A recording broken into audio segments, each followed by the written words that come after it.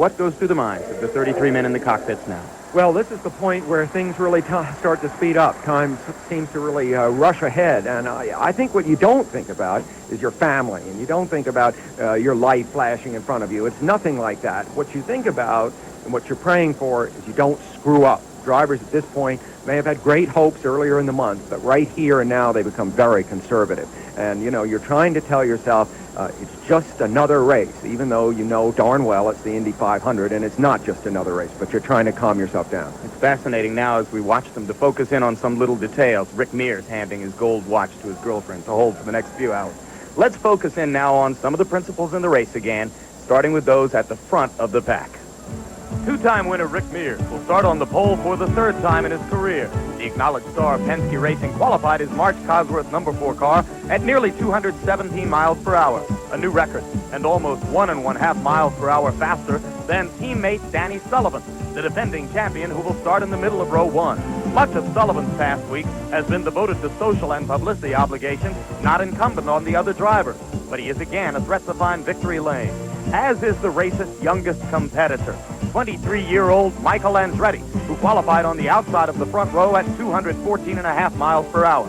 Andretti won the last previous championship car event, the Long Beach Grand Prix. Row 2 finds 33-year-old Bobby Rahal on the inside. It's the third time Rahal has qualified near the front of the pack, and observers agree he should win the race sooner or later. Al Unser Sr. has won it 3 times.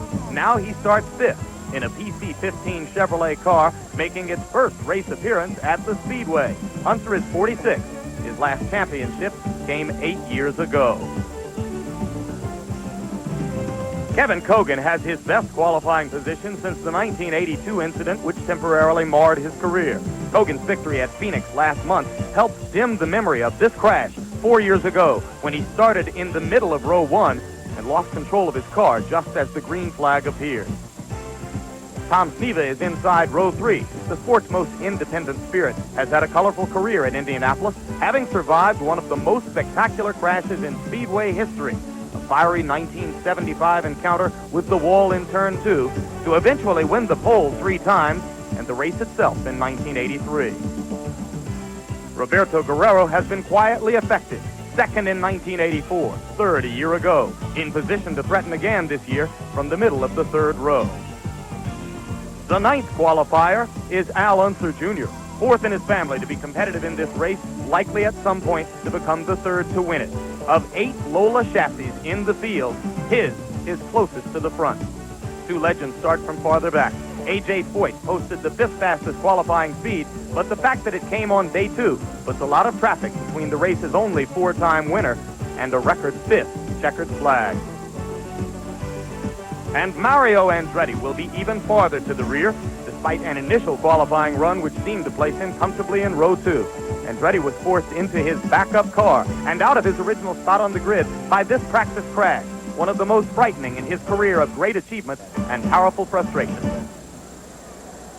We are ready now for the national anthem to be sung here by television actor and a co-owner of one of the cars, David Hasselhoff.